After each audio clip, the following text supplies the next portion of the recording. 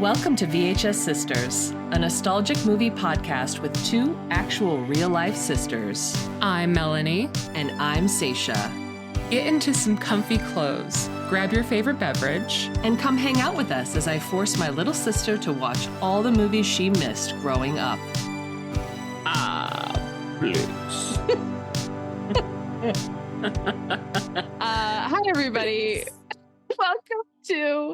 Hi, everybody. Welcome to VHS Sisters. I'm Seisha. I'm Melanie. And you know what? We're still doing a podcast, and it's March, y'all. It's March. Love month is done and dusted. Thank God. Thank God Melanie's over it. I'm over love now, guys. She has had her fill of romance. Although the movie we're doing today, it made me reconsider. It made you think about what kind of romance you're really looking for, because the movie we're talking about today. Well, first, before we talk about the movie, let's talk about our theme for March real quick. Tell the listeners what our theme for March is. So the theme is all about me, obviously. Obviously. Can you? Because it is my month. It's her month. It is my month in March. And so the theme of this month is Melanie's memories. Because so technically, yes, the idea of the pod, we're doing it where I haven't seen the films before. This is a different month now, guys. So we're going to talk about films that we love, that Seisha has showed me in the past anyways, but they're classic and very important for our sister lore. Right. And I think we should specify it is also your month because it is your birthday month. Yeah, it's my birthday month. March is about Melanie, and yeah, it's about memories, it's about sisterhood, and like Melanie said, all the movies we're doing in March, Melanie has seen them before, technically, but we haven't deep dived about them. No, and I'm so ready to I'm so ready to lock in on this one today, because it's like we quote this movie all the time. We should rename the group chat to just Blix. It's just Blix. Yeah, this is the movie that launched 100 vocal stems for us. Yes. We're talking about the 1985 Ridley Scott masterpiece, Legend. And this film, what I had the idea for this podcast, I was like, we have to cover this. But I was like, Melanie's seen it before. And I was like, no, we're going to do a whole month where we're going to go through some classics, because this one I feel is so essential if you are a fan of fantasy, specifically dark fantasy from the 80s. And it's funny because I had a friend of mine, I'm not going to tell you who, but a friend of mine, if you're listening to this, you know I'm talking about you. What up? I had a friend who said, well, you and your sister really review a lot of a certain kind of movie, as if they were too whimsical. And I say, how dare you? How dare you? I'm a whimsical bitch. And even in the end of days, even at late stage capitalism, fascist winter hell, you will not rip the whimsy from my cold, dead hands. You absolutely will not. I'm ready for Ren Fair. Between this movie and watching Night of Seven Kingdoms. Oh, yeah. I'm ready for Ren Fair, and I don't care. Every day is Ren Fair now. A little bit of dress up. Some unicorns, some horses, some maidens. I was going to say a lot of horned animals in this. A lot of horny horned animals. It's incredible. It's an incredible piece of filmmaking. It is, upon this last rewatch, I'm going to tell you about my memories, but I have to say, upon this last rewatch, which was last night, I was like, what the fuck were these studio heads thinking making this movie? It cost a lot of money. I know some deep lore, some fun facts about this movie. And it took like 15, they did 15 passes on the script. like 15 drafts. And I'm like, and this is what you came up with? Because this is honestly, as a writer, this is some first draft shit. Oh, 100%. I was like, and the plot, where is she? How did this happen? Like, I have questions on how people, like, how did this scene happen? Or like, how did they get from here to there? If they just wake up and they're there. Oh my God. Yeah, no, I have so many transition things. The Sarah J. Maas of it all. It's the Sarah J. Maas of it all. Yes. So for our niche fans who follow film and also Sarah J. Maas, this one's for you. The two people out there who are not us. Yeah. So my first memory, this is, I really wanted to talk about Legend because this is one of not only my first cinematic memories, but memories in general. Like, I think I have a very early core memory. I must have been maybe 7 or 8 years old watching this on cable. And I remember seeing Tim Curry's face as Darkness and being terrified, but also kind of excited, but too young to know what that feeling was. And that's all you need. Sexual awakening. Yes, but just like more just sort of like intrigued and being like, oh, like I'm scared of this creature, but I want to know more. So yeah, and I think it must have been, it wasn't a VHS, unfortunately, in our house, but it was definitely something that they like showed on HBO. It was like one of those fantasy films of the 80s where it was like, was I too young to watch it? But it was also kind of marketed towards kids. Like, weirdly. Like if you look at all the promotional materials, and I know that Ridley Scott, the director who, and you've seen his other work, right? Like you've seen Alien, you've seen Blade Runner. No, no Blade Runner.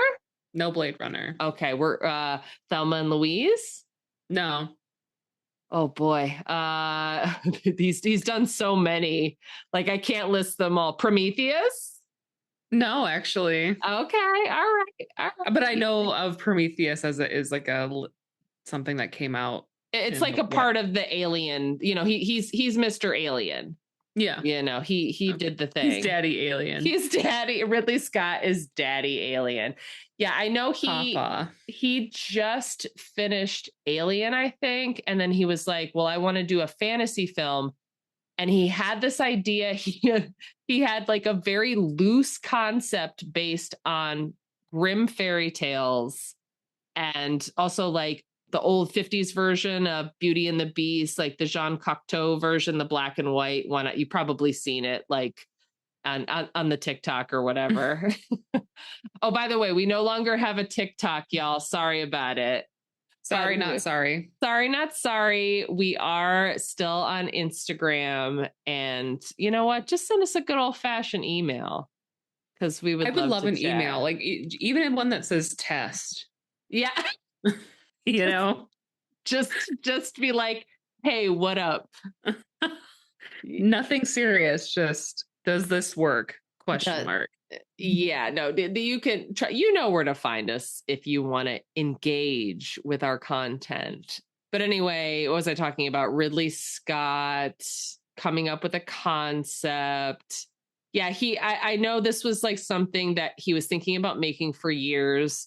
And they just kind of like threw this together. I think this is one of those movies that really stays with me because it's the definition of no plot, just vibes. There's not a single, there's no like promise and payoff. There's a lot of things that happen, you know, like Tom Cruise's Jack gets this magic armor. Does anything happen with it? No, he just, I feel like I didn't even see him put it on. Yeah, that's a whole, we're kind of jumping ahead, but all that being said, there's a lot of stuff that happens in this movie with zero explanation.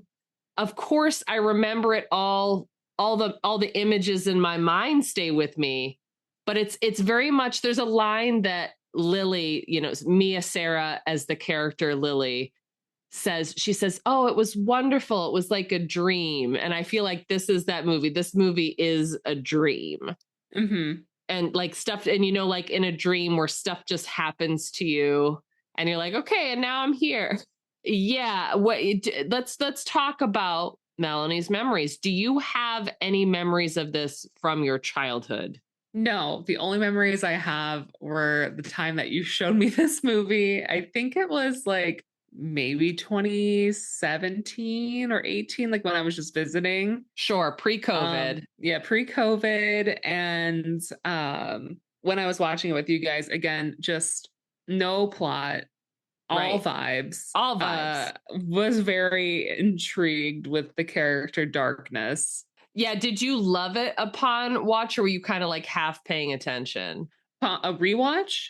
No, like when I first showed it to you, what were you into it, or were you? I mean, at that time I was smoking copious amounts of marijuana and potentially taking gummies at that time too. So like I think I was just vibing, and I had no real like core attachments to it or anything like that. I was just like, oh, okay.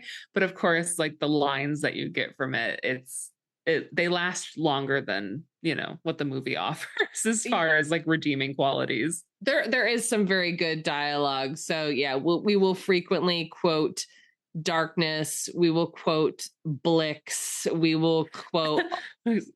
Blix. Like that. Yeah, that whole like opening scene is just crazy. I mean, yeah, we can just start going through. I love your memory that you watched the first time you watched this, you were probably stoned. Yeah, I'm gonna say 99% sure I was stoned. And you probably were like, you should probably get stoned before you watch this. Yeah, this is one I would say. It's definitely like, yeah, if you got a little microdose, you know, if it's legal in your state, and of course sure. it not, was. Fuck the government and do what you want. Hey, I was trying to legitimize it, but you know what? Whatever. Yeah, fuck it. Now that all of the pot stores look like Apple stores, it's like, who fucking cares? Like, yeah, no, it's exactly. No, we live in a time everything is upside down, much like this movie. Well, yeah, the first thing I want to say about this movie is I love how they do the full storyline of like basically what's about to happen. Yes. Almost like that Star Wars scrolling style text. Yeah, you get a good lore scroll right in the beginning. And it's like, in the land before time. In the land before time. Yeah, it was funny. I wanted to write some of it down, and I was like, they don't even really know what this is about. They're just making some stuff up. It doesn't really tell us anything. No, but it's the same as the movie, though, you know. It's the same as the movie, and yeah, the plot is pretty straightforward. Like I've said in pods before, I want to like summarize a little bit what happens in the movie, and the plot is pretty simple. We have this fantasy realm, which is very much like the Feywild, if you've ever played Dungeons and Dragons. And I have to say, it's a very, what I think is an accurate depiction of what the Feywild is and how Fey creatures act. It's very bizarre. So there's this fantasy land inhabited by fairies and creatures, and there is this Lord of Darkness who cannot abide any of these whimsical Fey creatures and sends his goblin minions to destroy the unicorns that are basically like the keepers of light in the realm. And there are two protagonists, I guess, Lily, played by Mia Sara, and Jack, played by a very young Tom Cruise. Just Jack. He's just Jack. I want to say before we get too deep into this, I am obsessed with little twink Tom Cruise so much. Really? I am. I feel like, I don't know. I was surprised when I was a kid. I wasn't horny for him because I was definitely a Luke Skywalker girl and not a Han Solo girl. Okay. Like they say, that's how you know what your type is when you're young. I'm like, I don't want that scoundrel. I want the good boy, you know, who's like nice and he's a little bit naive. I remember as a kid being very attracted to Darkness. But now as I'm older, I'm like, you know what? I like this. I like this twink. I'm sorry. Do you think that twink goes for all men? This is an actual question. Oh, 100%. Yeah. I had this conversation the other day with a colleague, I'll say. Okay. And they said that they didn't like the word twink because it only seemed to refer to gay men. Sure. But I'm like, I don't like, I can call a straight man a twink. Like if you look like a twink. Oh yeah, 100%. I'm taking that word back. Yeah, twink is for all. Twink is for all. Yeah, that's my little sidebar for today. How did you feel? Let's just jump right into it. Are you a Jack girl or are you a darkness girl? I'm a darkness girl, baby. Like, come on, you know.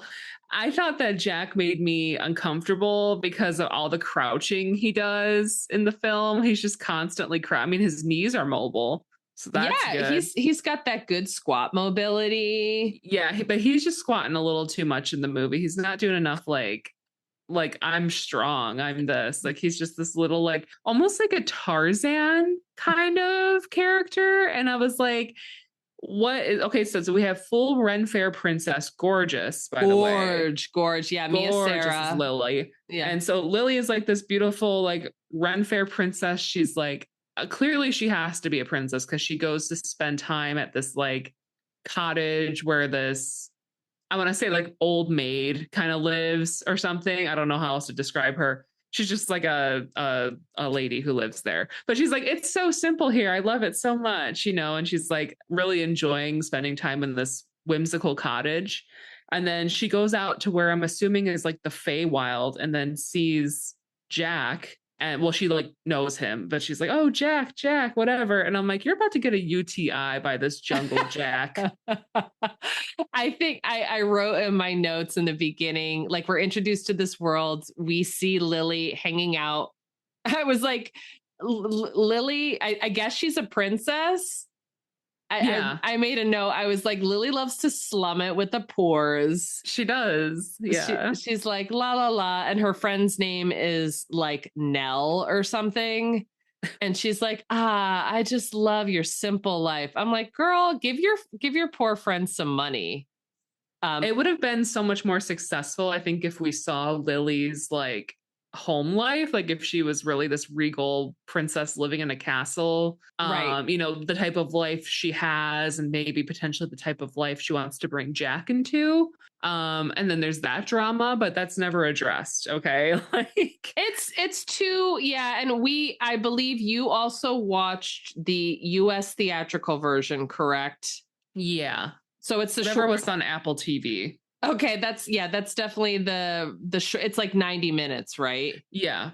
Okay. So there's like 115-minute director's cut that I was thinking of making you watch, but honestly, this is the version I think that's better, primarily because the score is by Tangerine Dream, which is like it gives you like that crazy 80s synth score. The music is so good. It's really good. And the director's cut, I think Ridley wasn't happy with it. He thought it was like too out there. So he rescored it with I think it was Jerry Goldsmith, who's done like everything. And it just sounds like a typical Hollywood sort of epic movie. I'm like, no, you need all these weird synthesizers to give you the vibe. Wow. Yeah. It's definitely very inspiring for like making synth music. And I remember like as a kid just being like, I love how this movie sounds. There's a lot of animal noises, there's a lot of synths, there's just cool music vibes in general. And also I'm just looking down at my notes here. I was like, you need a Claritin in this world. It is full of pollen. Ooh, yes. I can't wait for you guys to see what my birthday special is because I would have referenced it just now. Yeah, though there's a lot of stuff in the air. And another fun trivia thing, there was all this like foam on set because they had to build all these trees because they were trying to figure out how to like, Ridley Scott had this idea to like make this world feel like Sequoia National Park, you know, with the big trees. and they just couldn't, you know, sort of how like it was in Return of the Jedi, if you remember, like when they're on Endor with the Ewok. Oh, Yeah. All those big trees. That was kind of his vision. They just didn't have any way to do that. So they built it all on at Pinewood Studios in the UK, which is like where all the James Bond movies were filmed. Okay. And like every UK movie ever, like if you see it, I think that's where they also shot Company of Wolves, and you can kind of like get that vibe. It was all foam, and then like they had 10 days left of shooting this movie, and the whole set burned down. Oh, wow. Yeah, the whole thing like went up in flames, and then they had to shoot on location, like certain spots. Like this is more fun movie trivia. Like they had to actually shoot the scene where Lily meets the unicorns outside because they just didn't have an area to do it in anymore. And they had that all the cursed. No, for real, cursed. And then all the scenes where Tom Cruise is jumping in the water, like he jumps in the water to go get Lily's ring. He jumps in the water at the very end. All that was done in Florida.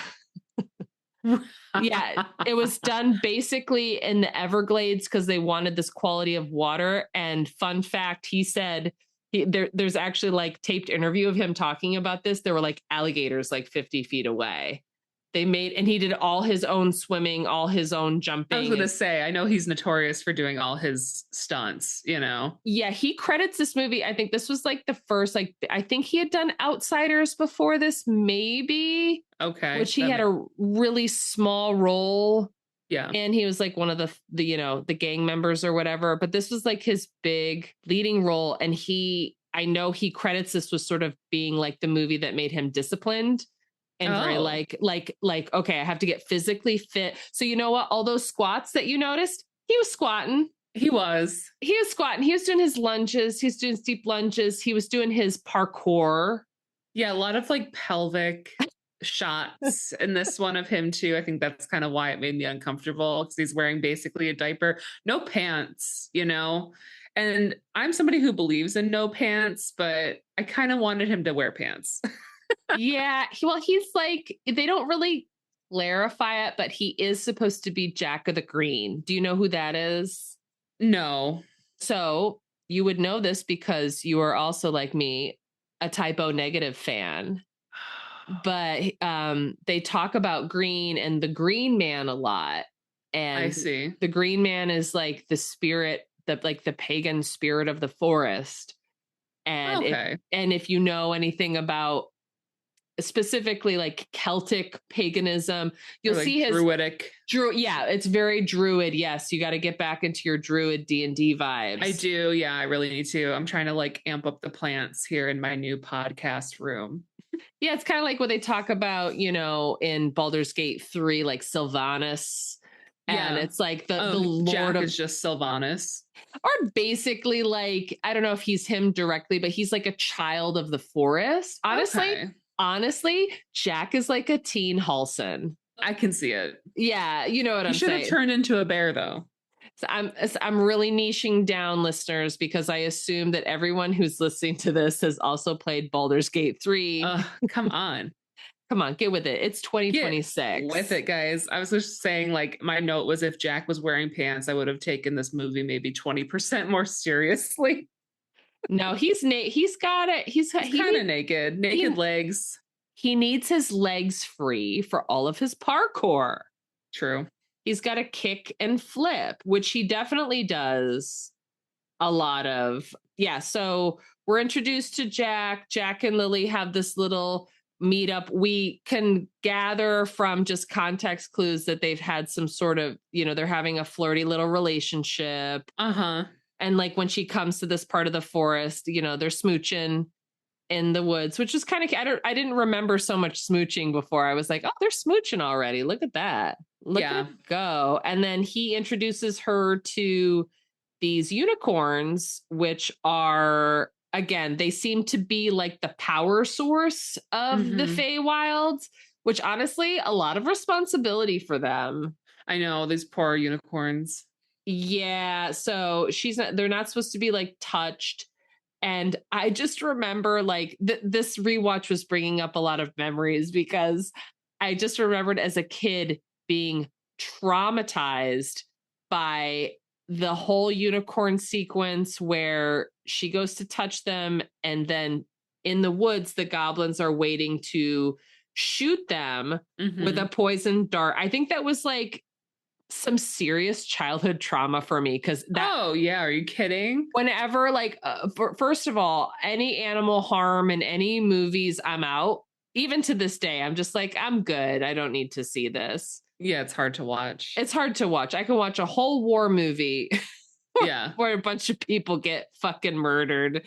But, you know, if one dog dies, I'm out of here.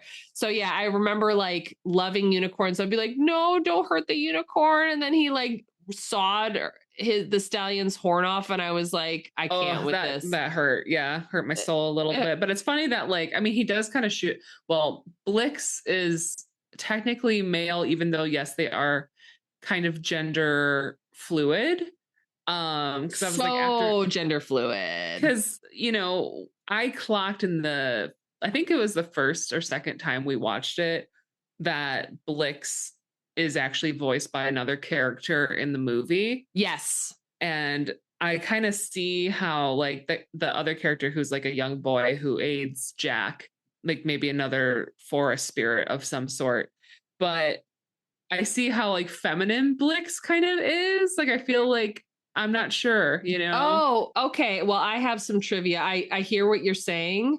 Yeah. So that's actually, it's kind of opposite from what you said. So you're talking about the fact that the actor who plays the Gump, who's that little elf boy. Yep. And Blix, they have the same voice, correct? Correct. So that is true. The actress who plays Blix was born female. Was an actress named Alice Playton, and she also did the voice for the Gump. Yes. So like, yeah, she did the voiceover for that because the actor who plays the Gump, who is David Bennett, who is a Swiss actor, he was in The Tin Drum. He was like in a ton of like super artsy European movies from the 80s. Like I could show you his face and you'd be like, oh yeah, he was like in this, that, and the other. They thought that David's voice, the one who played the Gump, they thought his voice was too German. His accent, because he was born in Switzerland. Yeah. He spoke French and German and English, but he said, Herr Darkness. Yeah, Herr Darkness. Yes, exactly. Yeah.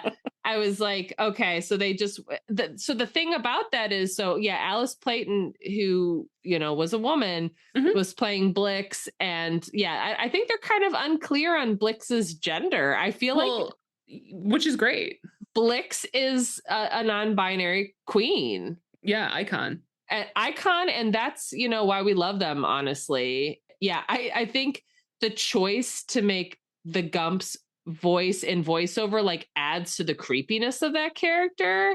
It does, yeah. And yeah, all of like the Gump's acting choices, you know, David Bennett as the Gump is like, that sticks with me the most. Like the way that all like the fairies pop out. Like once they've sawed off the unicorn, the goblins saw off the unicorn horn and like everything's winter now. And all the little fairies, what are they called? Like Brown Tom and... Brown Tom is a crazy name. Brown Tom is a choice. Yeah. The Gump's two friends, Screwball and Brown Tom. Who in my mind, when I watched the movie in full, I was just like, this is just Mom and Aunt Jackie. Oh my God, that's actually accurate and very funny. Wait, what is Mom Brown Tom? She could be Screwball. Screwball's just there for vibes. That's kind of like Mom. Yeah. Like Screwball. But they're like, this is way further into the movie, but it's like they're looking to get out of where they're at. They're like, yeah, let's get out of here. Like together, they're like plotting to just like abandon the plan at the end. They're like, let's just leave. Let's just leave. Yeah, that comes later, but it's like there's a lot of scenes like that in this movie. Like once we get the main turning event where the unicorns get, like, one of them gets stolen, or I'm sorry, no, one of them gets their horn sawed off. And then the other one, the mare, is like basically hiding, and they're trying to protect her from being kidnapped. Even Lily comes back and she's like, I'm sorry, I'm the one that like caused all this. And she's trying to, like, I know Lily's a mess. Yeah, she is. She goes back to the house where her friend was, and her friend's all frozen. I'm like, Lily, come on now.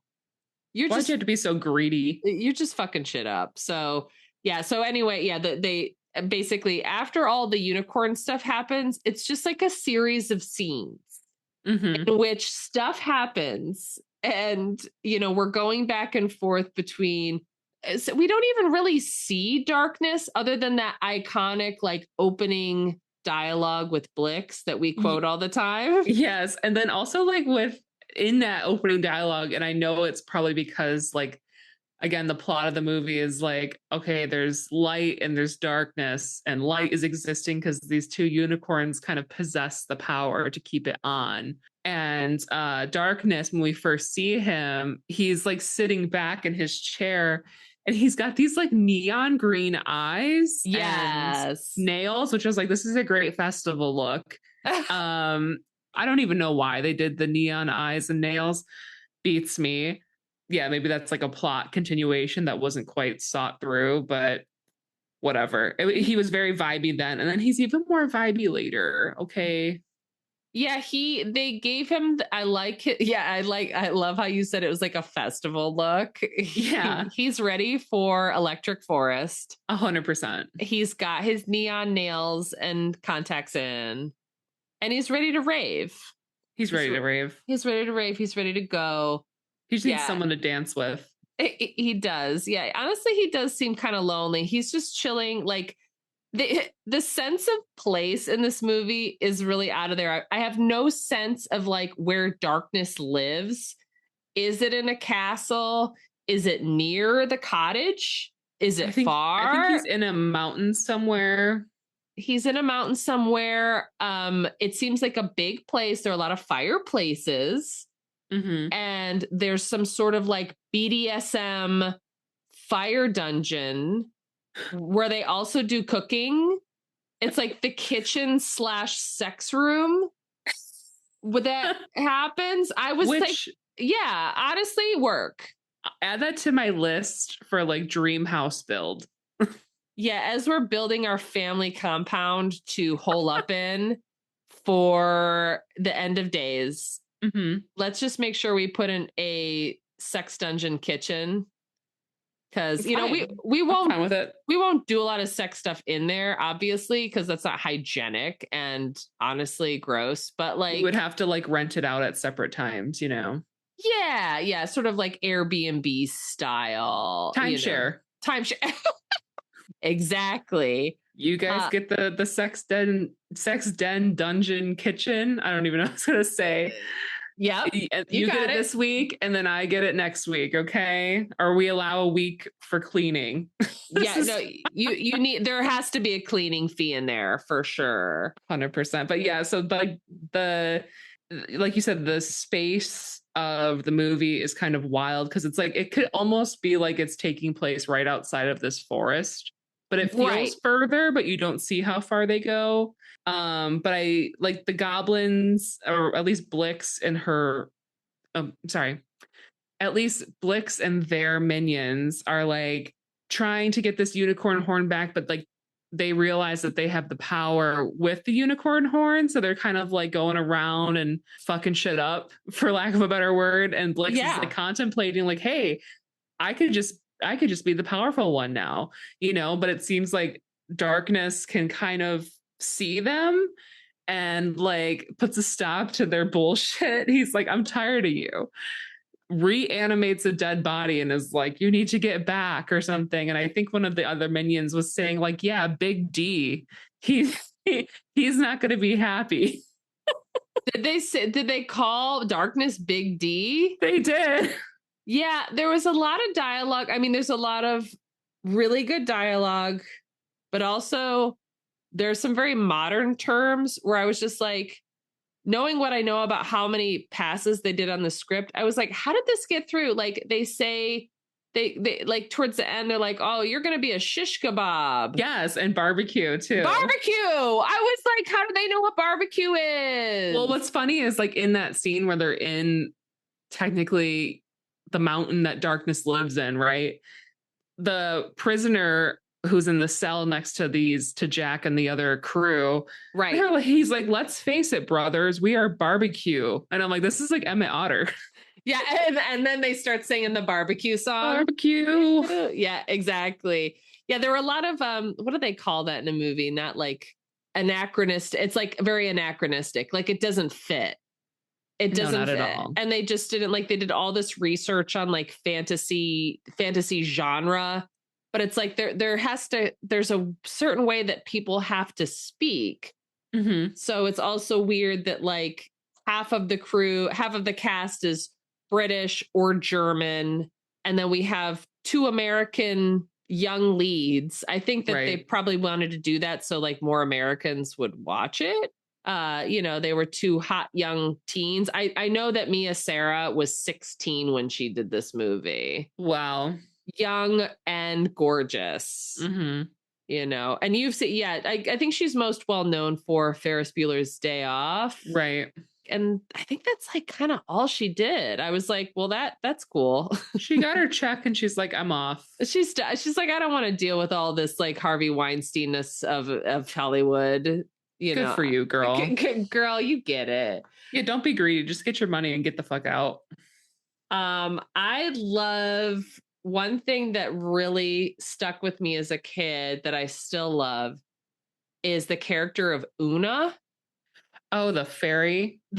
And I was always so confused as a kid. I was like, why is the Gump, the little elf boy, why is he mad at Una? And then I think I just realized it this time watching it that she's like floating around being a little will-o'-the-wisp, like basically a little spirit, but nobody knows that like she's this hot fairy. And yeah, so she's like, doing like what's the cantrip dancing lights? She's just dancing lights. She is the bauble. She's like, she's the dancing lights bauble. And no, but it's like she can make herself into her fairy form. Mm-hmm. And she also does a lot of, I think that's one of the reasons why I love this movie, even though it's, let's just say it, not well done. No, not at all. It's not good, but I love it. She does a lot of fairy glamour. Mm-hmm. This is a concept that I'm fascinated with. I love fantasy novels where they talk about even, Sarah J. Maas and a lot of romantasy authors talk about the glamour of the fairy and how they can kind of make themselves look a certain way. Mm-hmm. And it's kind of like a cool way to like disguise. Yeah. And talking about like, masks, disguises, making yourself look like whoever would be your heart's desire. I feel like another character who I never saw before, just obviously was too high to remember. But there was this hag character, Meg Mucklebone. Oh, hell yeah. Wait, you don't remember Meg Mucklebone? Not at all. So this was like the first time for me meeting her. Oh my God. Meg is my diva. She's my diva doll for sure. Great hag design. She looks so perfectly haggish, very bright green, which I love. And whoever played her did a great job. So, and that was, talk about again, gender. That was a man, baby. Incredible. Playing. Yeah, he ate. He honestly, he ate. Yeah. That's the actor, Robert Picardo, who he did like a ton of Star Trek stuff. He was in the Stargate show. He works, and he played, Meg Mucklebones, honestly, is like one of my like, if I did drag, would be like one of my drag influences. Like she is so green and wet and glistening. Oh, yeah. She is in her goop. She is thriving, just glistening, glass skin. Very glassy skin for a hag. I was like, really? I'm like, you know what? She looks great. She's ready to go out. She's got her glass skin routine. She's moisturized. And yeah, I think it's a really good, like I said, I mean, the whole movie is a very good depiction of Feywild in the D&D sense. All of the weirdness of the fairies, the sort of chaotic nature of the fey creatures. And yeah, we have Meg Mucklebones, who, like, again, she's just popping out to challenge Jack. Jack has to flatter her and kind of like convince her not to eat him. For 30 seconds of this movie. For 30 seconds, I was like, you did all this fucking makeup just so she could be on screen for like less than 5 minutes. Again, a perfect depiction of a green hag. Like, that is what a green hag looks like the one that you would see pop up in a swamp if you were. And I think we referenced her before, but Auntie Ethel from Baldur's Gate 3. Yeah, exactly. No, it's that's her sister. I feel like maybe Ridley Scott was influenced by Dungeons and Dragons. It would have been very much a thing at the time. Not in the way it is now, but there are a lot of iconic creatures who, you know, they've always like been in like the canon text. So I don't know. Yeah, maybe it's like, I'm sure a lot of people who created the video game Baldur's Gate 3 were influenced by this movie. Because again, this is like, if you grew up in this, you know, if you're born in the 70s or the 80s and you grew up watching fantasy movies, like this is one of the ones.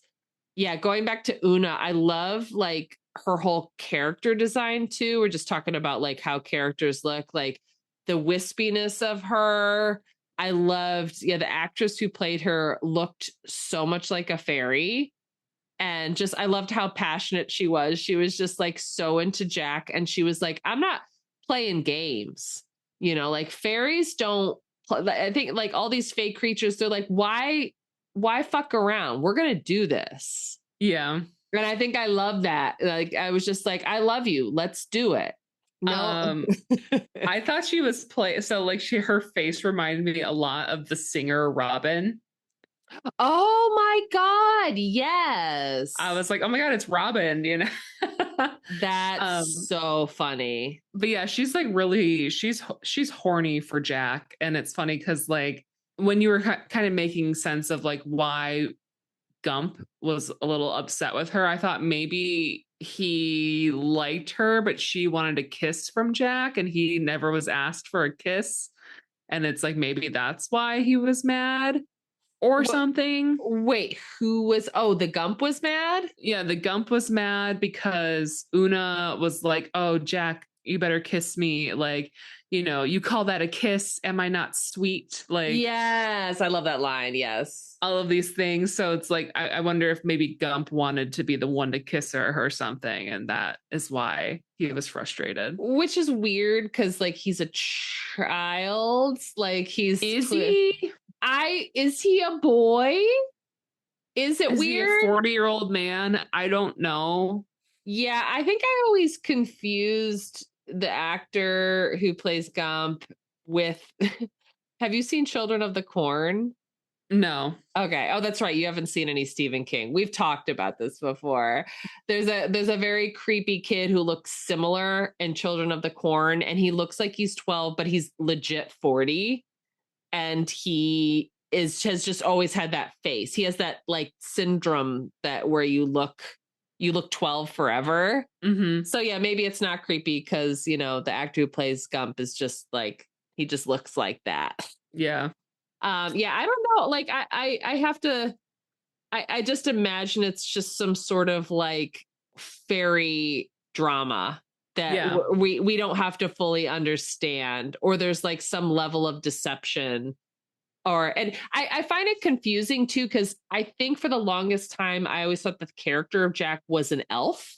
Like I had just assumed he was fae, but I'm like, he's not an elf. He's just like a wild boy. Like you said, he's like a Tarzan, which is so funny.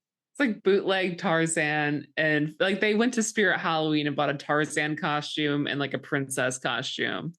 And this is what we get. And this is what we get. Like this is what everybody wants to be, right? Every girl wants to grow up to be a Disney princess, and every boy wants to be Zelda, right? He's giving Zelda, right? Well, you mean like Link?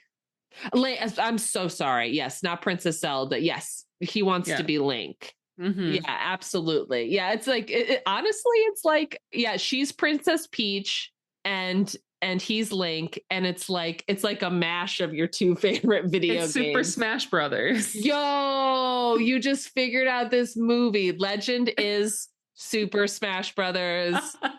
It's been said on the pod. It's been said. Facts. Written by me. Yeah, honestly, it's just like with your dolls, like you're just playing with them and you're like, okay, now kiss.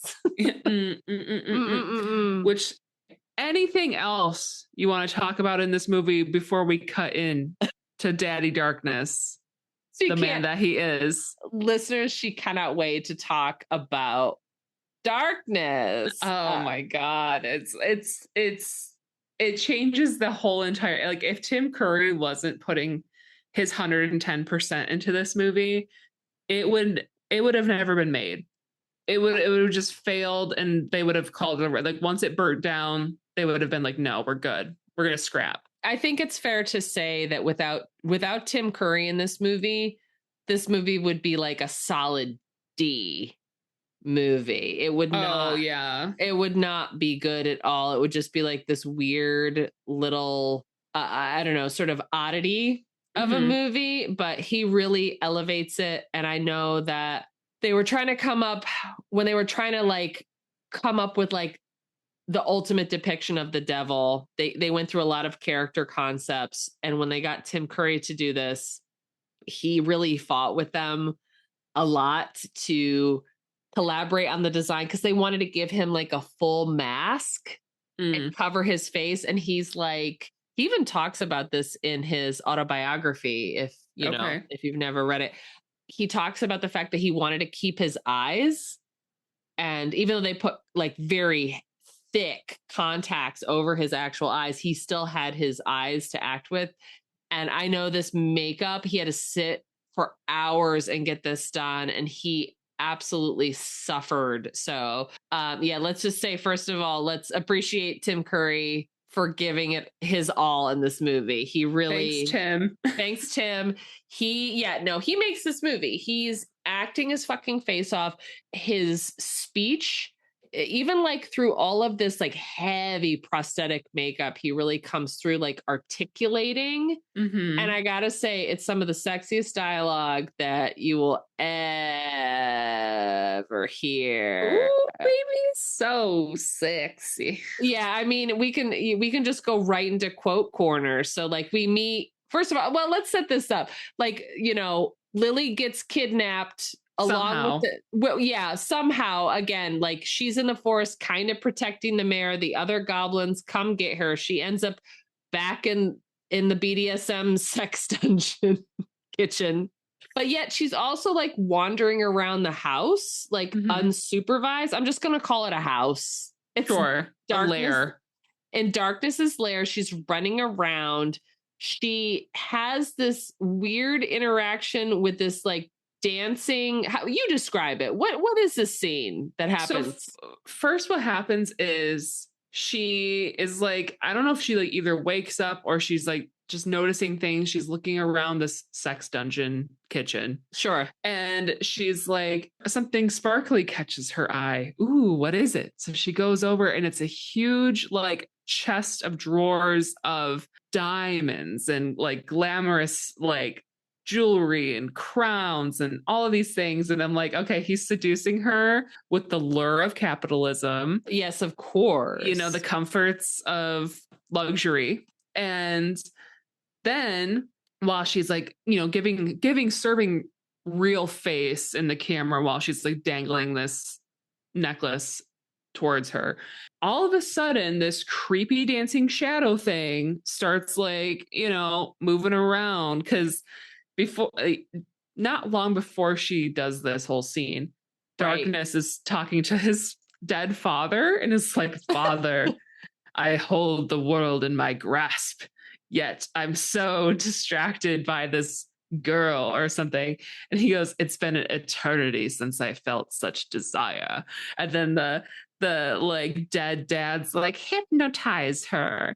do this, you know? So like all of a sudden here come, you know, when she's in the place now, here comes this hypnotizing sort of like dancing figure coming after her and all of her jewels. So she's like kind of interested in it and she starts dancing with it. And then they do what I would call like a great outfit change cuts. Like it's not even a cut scene. It's just like a transition. Quick change. And she is wearing the costume now. Right. So she's looking like the queen of darkness, so to speak. And she looks great. She looks that outfit is like all-time favorite. Again, drag inspo. If I were a drag queen, like her Mia Sarah in black lipstick is the ultimate for me. Yeah, it's giving like goth girl fantasy. Goth girl fantasy. Yeah, like as she's being hypnotized. First of all, let me backpedal just slightly. Like, who is Darkness's dad? Like who is Darkness's daddy? Who he talks to in the fire? I'm like, is his dad Satan? Like what? And why does he sound like that? I mean, I would imagine Darkness is supposed to be Satan, but like, so who's Satan's dad? This little creepy like statue thing that's in the fire. This like skeleton statue. Okay, yeah. Maybe Satan is asexual, but it doesn't seem like it based on how he has feelings for this girl. But you're like, talking about Darkness. Yeah, like maybe like instead of like, you know how like you can be like a tree is asexual, it just like puts its own seeds on itself and like grows another one, you know? Sure. So maybe like the dad's soul died, but the body remains. I don't know. Wow, we're getting like Mormon with this. This is like a lot. This is a lot of lore. Yeah, I was like, I don't remember Darkness talking to his papa. But he goes father, you know? So, yeah. I mean, unless it's like a spirit guide or something, but it's like, yeah, he keeps mentioning to him, like, I'm so distracted by this woman. I have the world in my grasp, but I can't focus. Like he's in his feelings right now for her. In his feelings. Yeah. Which rightfully so. Again, gorgeous. Yeah. And then so like, she's got this outfit on and she like stops and she's in front of a mirror and she sees herself. And then out comes from the mirror the creepy hand. And here he comes, Big Devil Daddy, stepping through the thing. And she's like, you know, creeped out and scared by him. And he's kind of like taking it as a little bit of a challenge. And I'm like, I've read so many books like this. Yeah, like this is great. I feel like this is the movie that launched 1,000 romanticises. I think we read the archetypes and it's just like, this monster, but he's, you know, it's very Beauty and the Beast, right? This is like a common theme in most, not just romantasy, but romance novels in general. Like there's a guy who's a dick. No one likes him, but he's soft for one person. And that one person is, you know, our female protagonist. Or maybe he's made out to be this, you know, evil creature, but actually has a lot of redeeming qualities. Sure. Yeah. Maybe he's a misunderstood monster. And I wish they, you know, it's like if they had maybe a little tighter script, they could have gotten into that because I would love to, like, there are moments like, first of all, like that entrance through the mirror is so, I overuse this word. It's iconic. He's stepping through this like almost like Quicksilver kind of situation, coming out of the mirror, and you see his hoof. Yeah, and he's just big old horns. The crazy design on that is wild. Yeah, I've seen like I have seen so much behind the scenes. I mean, we have the DVD, we have all the behind the scenes. We have the director's commentary. So I know so many facts about this movie.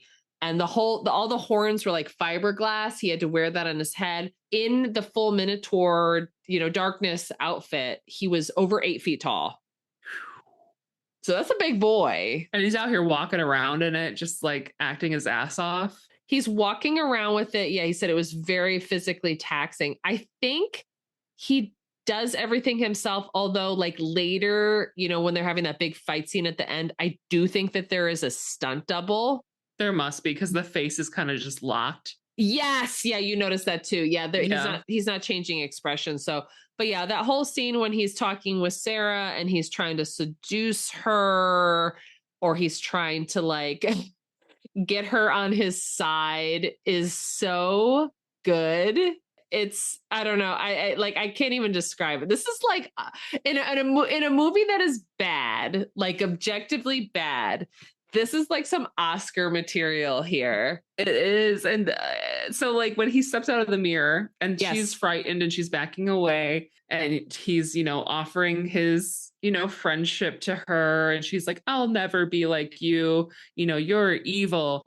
And he's like, the evil seed germinates within you. And I'm like, did he already dick her down? Like, Yes. Yeah, that's not clear. That's not, yeah, no, I think he's referring to the fact that like she wanted to touch the unicorn, which I didn't think like was evil of her. It's just sort of like an, you know, it's like an Eve eating the apple kind of situation. Like women are curious, you know, they want to punish us. Why punish us? We, you know, we want to learn. Pet a horse, maybe. Yeah, I'd love to pet a horse. Yeah, he says a lot of lines to her that I like. There's one point where she's like, you're nothing but an animal or something like that. And he's like, we are all animals, my lady. And I was like, girl, you got me with that one. Yeah, it's like the way he delivers it is like top tier. He's at once like very alluring, but also like very scary. And it makes you question a lot of things about yourself. And it's like, do I book that therapy appointment because I'm very attracted to this man, this demon? Yeah, this demon, this like who's supposed to be, you know, Ridley Scott he even said, he's like, I was trying to make like a physical embodiment of evil. And this is like, you know, all the goth girls are like, ooh, like, like, daddy, love you. Yeah, no, I'm just like, you've made the most, you know what it is? He's not a man. He's not a human man. Yeah. That's probably why I dislike Jack. Yeah, I'm like, you're a human man. You're the most like disgusting thing. Like, at least he's gentle though. He told her not to pet don't touch the unicorn. You know, he has respect, and I like that. Yeah. No, I said, yeah, no, I have like, especially now I'm like, I could get down with Jack. Yes, he's younger than me, but whatever. Whatever. You know, not really technically. Not Tom Cruise is, he's gotta be old as shit. Close to be 60 now. Maybe, yeah, like late 50s, early 60s. But in the movie, Jack is like, he's kind to the unicorns. He's petting a little fox. He's, you know, I like all that. I was like, ooh, yeah, you know, you've got a little fox friend. That's how. Yeah, but like, does he value your thoughts? Does he want you to share them with him? Darkness is a dream. Okay, he really lays it on thick, and he is like, sit, talk, tell me your thoughts. I value them. Share them with me. And I'm just like, yeah, okay. I'll tell you all about my day. How about that? Like, it's so funny you say that. You catch me on a very good day for this, because I was reading this thing on the internet about emotional language. And this one person was talking about how like she had a boyfriend who on paper did all the big gesture stuff, like got her roses, you know, took her out for dinner, you know, all the typical, like, I'm a good boyfriend stuff. Sure. But like never asked about her. And then when she broke up with him, you know, because like it just wasn't happening. One of her friends like was helping her move out and like saw an old journal of hers and was like, oh my God, like read me your old journal, you know? And like it was talking about the fact that like intimacy, like intellectual intimacy, is way sexier than like, again, like we all have different love languages. Some people like gifts. Some people but also like, talk to me, you know? But also like be curious about me. Like, yeah, tell me about like when you were a kid, like what was your favorite book? What was your, like, people just ask, you know, men in general, I'm gonna say, ask really shitty fucking questions. Is this the month we figure out what love really is all about? I think so. I think in Love Month, we kind of landed that family love and friendship is more important than romantic love. But if you're going to be romantic, I think that you need to be curious. And people are not very curious nowadays. It's not cool. Like even like younger kids, they're like, it's like, you can't like, how did they say? You can't like simp for somebody, you can't like. Oh, like being a simp is like derogatory, or it's like it's negative aura points. Yeah. Like, I mean, I say simp, like I like it when a guy simps for a girl because it's like the simp ultimate and twink. Simp and twink. I like a twink who simps for me.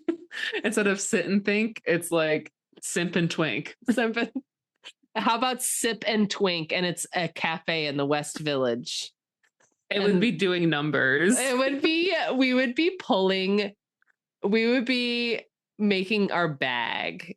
I think it's cool. Going back to darkness, our Lord of Darkness, I think why he has such a chokehold on many generations of horny women, irregardless, which is not a word, of your sexual orientation.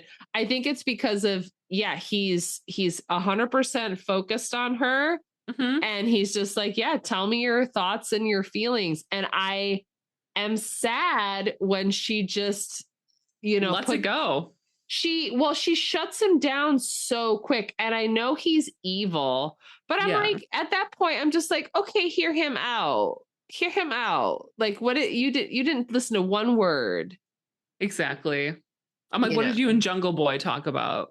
Yeah, exactly. No, they weren't talking about anything deep. I mean, here's the thing. Maybe Lily, she's hot, obviously, but maybe she isn't that deep. Maybe she doesn't, maybe she just wants to like frolic and pet animals and stuff, Which I kind of feel the vibes of, because like, I mean, she is offered. So not only is he offering her emotional support or intimacy. Emotional intimacy. Sure. Not only is he offering her emotional intimacy, but he's also giving her the gifts as well. So it's like she's getting outfits and diamonds and food, and like he's really providing so much for her. And I could see how like the trappings of this would really bring people in, but you are rewarded by the fact that he is actually caring about you, I mean, going back to something you brought up in several other pods, but I'm thinking of Cabaret. Your big question, at what point do finances make you give up on your dreams? Yeah.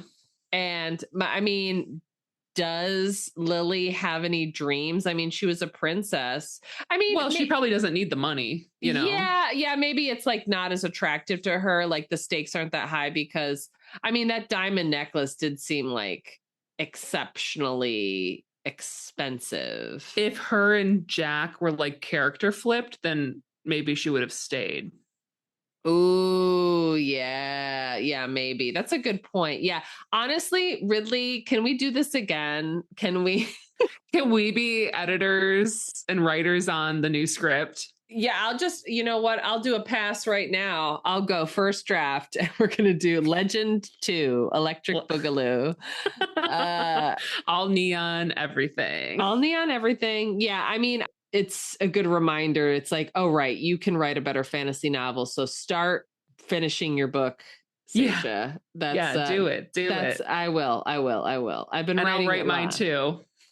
I think you could bang out something. Honestly, I think if you had a weekend where you weren't doing anything else, you could probably write a book in a week and get most of it done in like 2 days. And then just do edits. Because think like all these like little romantasy novellas you've read. Oh yeah. I'm thinking, I don't want to call anybody out, but there are a series of monster novels that we've mostly read, which are probably like, I don't know, less than 500 pages. I think they're less than 200. Girl, write that. Right. Yeah. Honestly, you know what Stephen King's actual good advice is he talks about writing more short stories. Just write a short story. Yeah. Write 10 pages, write some fanfic. Melanie, write some legend fanfic and post it I on have to now. I mean, it's separate from this other idea I have, but I will definitely do it because, as you can tell, Darkness is my guy. Okay. Like, he is the one. And in fact, you bought me some art a couple years ago with him on it, and I have it hanging in my room. So I do look at him every day. We'll have to post that on our only social page, Instagram. Yes. I'm on Archive of Our Own, everyone, and I'm looking up legend movie and I'm seeing if anybody has written any fanfic about it. One of the Darkness quotes I want to bring up while you're doing that is there's one that's like, he goes, "Lady, I require the solace of the shadows and the dark of the night." Which I'm like, I just want to tell that to this lady I'm training with who wants me to get there like half hour earlier than I'm supposed to. I'm like, I can't do it. Yeah, I'm sorry. Listeners, Melanie has a new job. I do, yeah. So, hop in our DMs and congratulate her. Yes, yeah. So just doing some training so I can really flex my work from home muscles and be primarily at home, which I'm so excited to do. Yeah, she's going to spend more time podcasting. Okay, so I'm on Archive of Our Own. Anyone who's not on it, I've been a fanfic lover since the 90s. Okay. Yeah, forever. And honestly, I credit reading and writing a lot of fanfic. It's made me the writer I am today. There's not a lot of legend fanfic, so there's really a hole that needs to be filled. Okay, everybody, we're all finding this out in real time. There's a story from 2019 called Legend Darkness New Flame of Desire. And yeah, but not like a lot of, I'm just kind of scrolling through, there's at least like 2 million Harry Potter stories on here. A lot of, Bucky Barnes, Captain America stuff. Oh, and a lot of Baldur's Gate 3 stuff. Ooh, I have to dabble. Yeah, I'll send you the proper links. So anyway, we're past the very horny part of this movie that with the most horny part though. I'm sorry, you tell me what that is for you. That is at like towards the end, once Jack and the crew devise a plan to like bring sun into the darkness, right? Into this mountain. Lily starts to like she's seeming like she's going with Darkness's plan because she tells him, "I want to be the one to kill the unicorn." Yes, she comes up with a ruse. Yeah, comes up with a ruse, and she's like, "I want to be the one to kill it." And he just lights up. He gets so horny for that. And he's like, "Yes, let's do it." He does this very evil laugh, and he's laughing, but it's also like he's fully jizzing at the same. I was gonna say, we said jizz. We said we weren't gonna say jizz anymore. I think it's funny. It's such a gross word, but you know what? Sometimes no other word will suffice. Exactly. So yeah, he gets super horny because she wants to kill it. But what she ends up doing is breaking the chain that it's attached to and like saying, "Run, run, run." And then the plan goes into action. Jack basically is having to fight off Darkness, which is when I'm assuming the actor switch happens because it's just like locked face of Darkness, right? Pinning young Tom Cruise around the set. So he's like fighting him off the best he can. The little fairy sprite, she kind of like goes up to see what happened to the plan. And like, I think Brown Tom just like passes out on top of where he's supposed to be guiding this light in. And so Brown Tom is useless. Like all of these, I think they're referred to as fairies. Okay. Like all the little guys are fairies. Yeah. Brown Tom, Screwball. Oh, and then they find out that like the one goblin, in quotes goblin, the guy with the can on his head, who's called Blunder in the movie, is actually a dwarf friend of theirs, or like, sorry, elf friend of theirs in disguise. So yeah, there's a lot of like subplot stuff that doesn't really matter.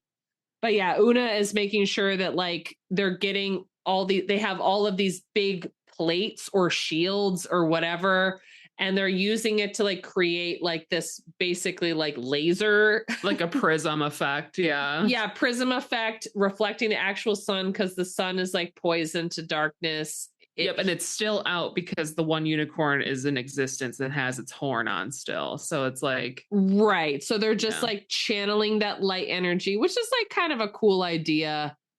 So basically it's like they need the whole end is a little fuzzy because it's like they have Jack who's been gifted this magical armor from like God knows where. I'm like, where was that?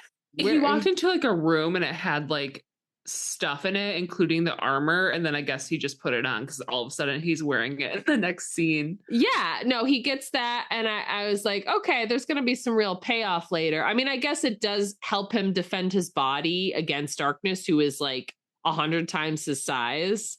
So it makes sense. Like it's a classic, again, sort of like a classic D&D scenario. You have a big bad at the end, and you're using dungeon crawl, right? We were crawling through the sex dungeon where we find darkness. They they shoot some arrows. He's also using, dexterity and his sort of roguish, I guess, what class is Jack? I guess Jack would be a ranger. I think a ranger druid. Yeah, he's probably like a multi-class baby for sure. And then I'm assuming darkness is tiefling. Warlock? Or bard? Yeah. He doesn't really like do, I mean, he does kind of do some warlock-esque things, like when he's channeling into Blix or like reanimating the dead. Yeah, I think he does like some Eldritch Blasty kind of stuff with his hands. And then also I think, so for me, Warlock, it's all about where you get your power from. So does he get his power from his dad? So that's sort of like a Warlock power. Do you know what I'm saying? Like from his dad? Yeah, his dad. From his little statue dad in the fire. Yeah, like that's his what do they call it? Like higher power. That's his patron. That's what they say in Dungeons and Dragons. So yeah, I'm like, okay, tiefling warlock. And then what is Lily if she's in Dungeons and Dragons? She's just like a straight up human. Yeah, she's NPC. She has no powers. Yeah, I guess like she doesn't really exhibit any powers at all. Maybe she uses her beauty like almost as an instrument, so maybe she's a human bard. She could be a human bard. Yeah, I mean she dances. She does, yeah. She dances, and then she does get that sword. She does use sword skill at the end to chop the chain. So she could be like a College of Swords bard, I think. Yeah. And then we have all the fey creatures, and that's pretty much it. I like this game, by the way. Like I'll do this a lot for movies. I'll be like, okay, what class is everybody? What subclass is everybody? Because there are movies where it's like, or like if you're stuck on like you yourself writing, it's like, okay, let me just make a D&D party.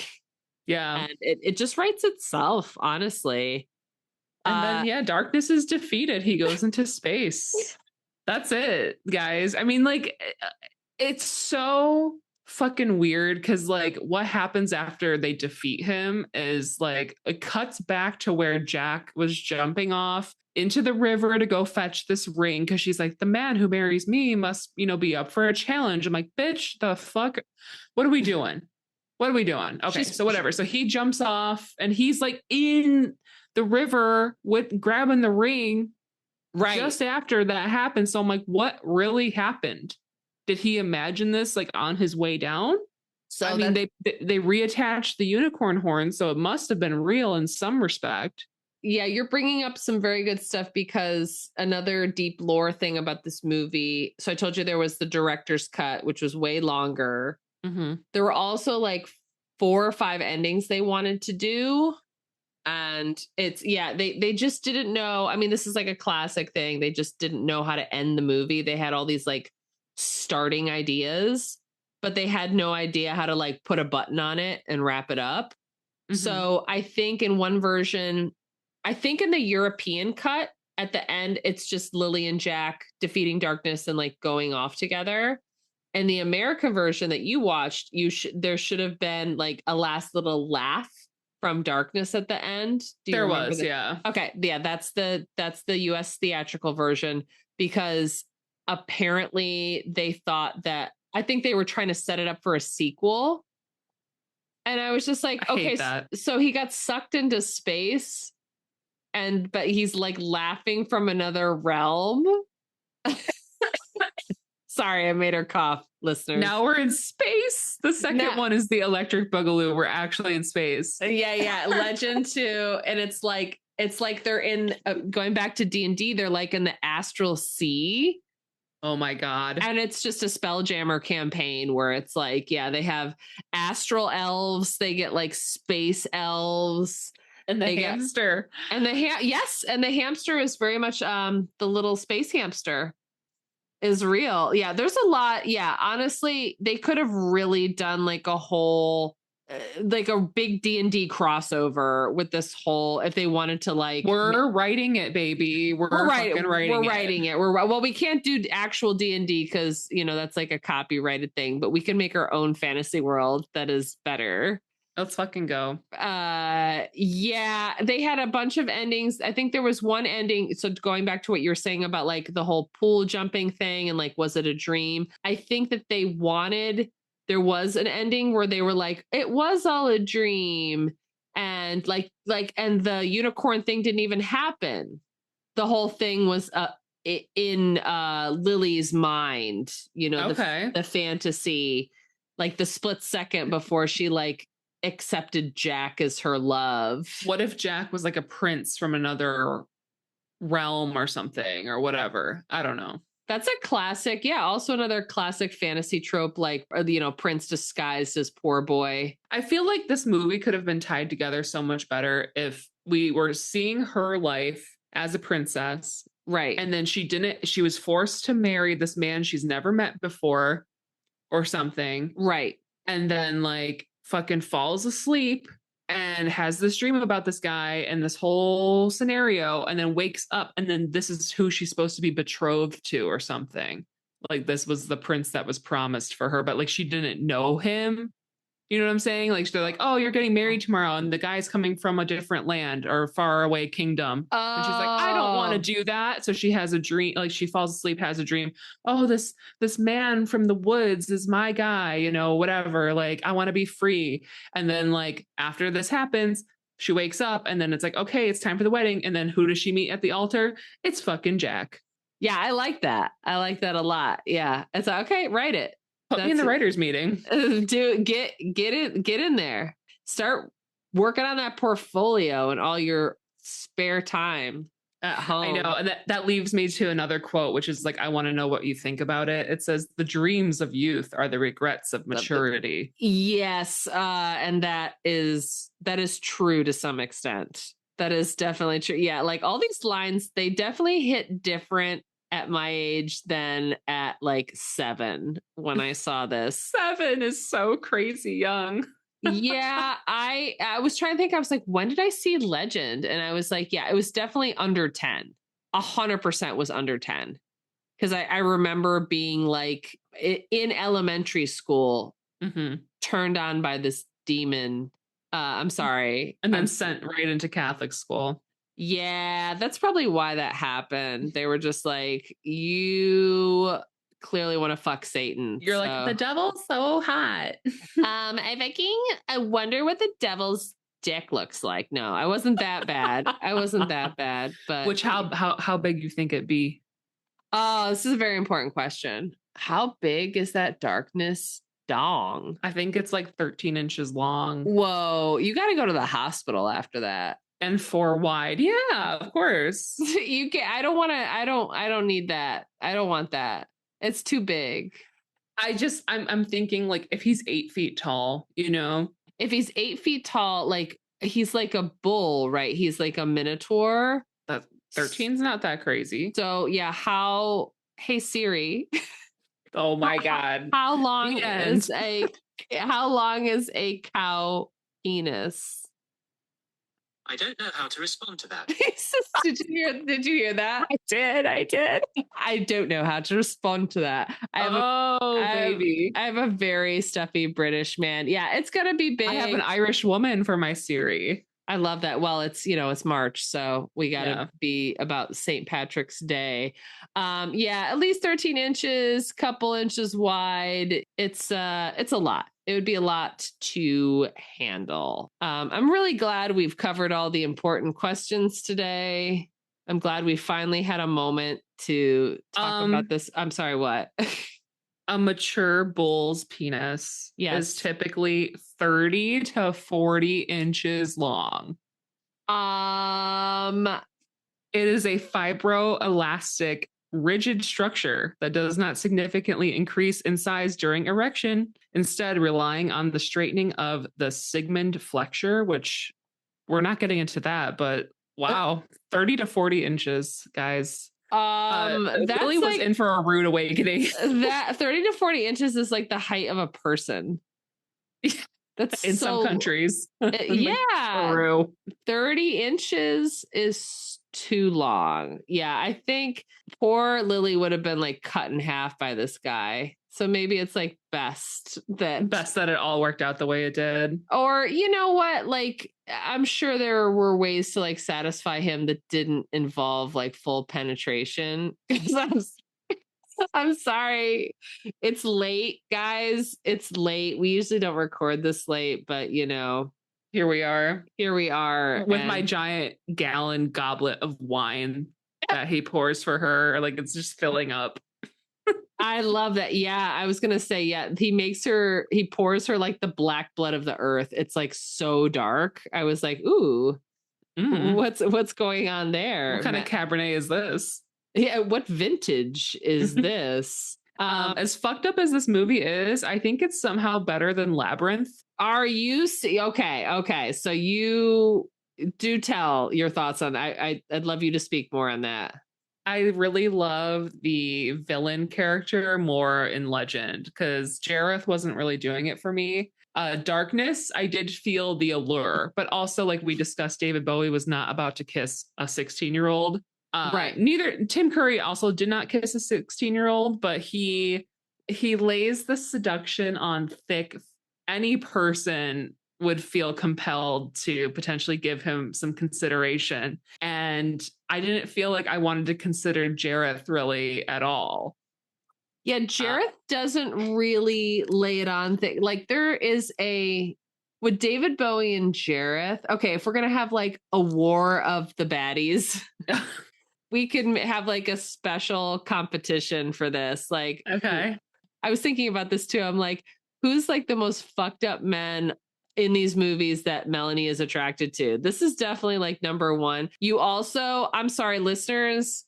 I'm sorry, y'all don't know this yet. She has been yapping nonstop about Hannibal Lecter. Yeah. Because I know she apparently, you tell them.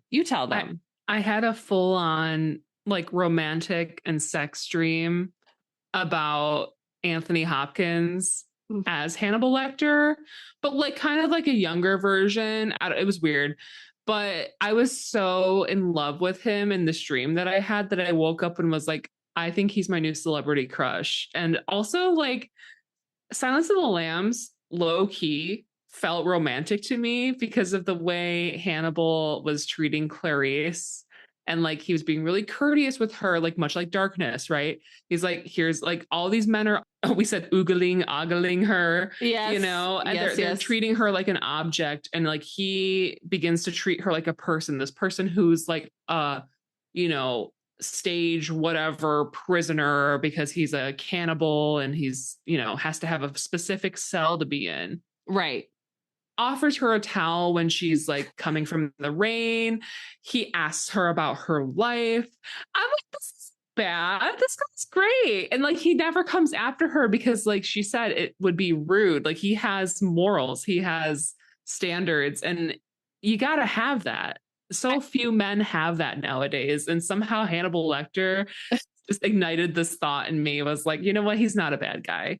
I cannot handle the turn this podcast has taken, which now you are viewing Hannibal Lecter from Silence of the Lambs, a movie that I made you watch. Now he's like a potential romantic partner for you. Yes. I see the key to winning Melanie's heart is just like ask her questions about her and like just be generally interested in her and be respectful. That's all she really needs. I was also thinking too, you know, since you've gone down here's the thing. Do you think it's like a Hannibal obsession? Is it the character or is it Anthony Hopkins specifically? It's both. It's both. Because I was gonna say, I remember in the Silence of the Lambs pod, I did talk about how all the Hannibal sequels are bad. You know, they also have a TV show. Yeah, which I heard was actually not bad, but I don't know if I would want to believe him as Hannibal. I have my mind made up on who's my man. Right, it's Mads Mikkelsen, who is also very good. But I mean, I would be down. I'm always down for like, I'm always trying to get into TV. So I'm not one of those annoying, like, I hate TV people. So maybe we can watch Hannibal together. Let's do it. I'll do it. And then we can watch all the terrible Silence of the Lambs sequels, like Red Dragon. Maybe that should be for the Patreon. Honestly, yeah. Listeners, tune in. Should we do a Patreon just so we can talk about all the bad Hannibal sequels? Oh, 100%. Yeah, I'm into it. Honestly, it's 2026. I'm down for whatever. Yeah, what do you rate this movie? I think based on, it's so hard because again, if Tim Curry wasn't in it, this movie would obviously be like a DG minus. Sure. I'm going to give it a C plus. Because obviously no plot, just vibes, but Tim Curry's performance is an A, so that could easily pull it to like B minus territory. I was gonna say, yeah, I gotta go B minus. I just gotta go B minus. Yeah, I forget what you rated Labyrinth, but it was, I think it's less than this. Yeah, you did like a solid C. Even solid C or a D. We got to write this down so we know. Yeah, I'll go through. I'll be like, yeah, we have to have like a master. Okay, we're going to have a master ratings chart of all the movies we've done. We're going to do something where we rank all the terrible men that you love. Probably there's always more to come, you know? Right. Oh my God. I've got some planned for sure. Hannibal Lecter is probably top of the pile right now. He's fine. Okay. Hannibal Lecter or Darkness? It's hard because of my dream. Yeah, it's too fresh for you. I will say Darkness. Wow, Darkness is still the ultimate. Because he's not going to eat my face. He will rip me in half with his giant dick, though. So there's that. With that, listeners, we've had a great pod today. This is really unhinged. Yeah, maybe we should do more late night pods because I feel insane right now. I feel fully insane. Insane. No, this is great. We loved Legend. If you haven't watched Legend, please do. Please do. I mean, it's too late if you've listened to this first, but you know what? Whatever. I think we explained it better. And if you take my alternate plot into consideration, you might love the movie even more than we did. Yeah. And there's the director's cut. It is available online. You can just Google it and find it. I would recommend watching the US theatrical version first, because you're going to get that sweet, sweet Tangerine Dream score. There's also some like really choice songs towards the end too. We have a Brian Ferry song. We have What's His Face from Yes, like doing, there's a lot of like 1980s musical gems in this one. So yeah, definitely watch it. Find a little 80s nostalgia and make sure you tune in next time for another episode of VHS Sisters. We're going to be diving into some more of Melanie's memories. We got a real fucked up one on deck for y'all next time. Hell yeah. That's all, folks. We'll see you next time. All right, everyone. Bye. Thank you so much for listening to this episode of VHS Sisters. We hope you've had a fun and cozy time. Please consider liking, leaving a review, and following us on your podcast platform of choice. If you'd like to chat with us, please email us at VHSsisterspodcast@gmail.com. Love you. Bye.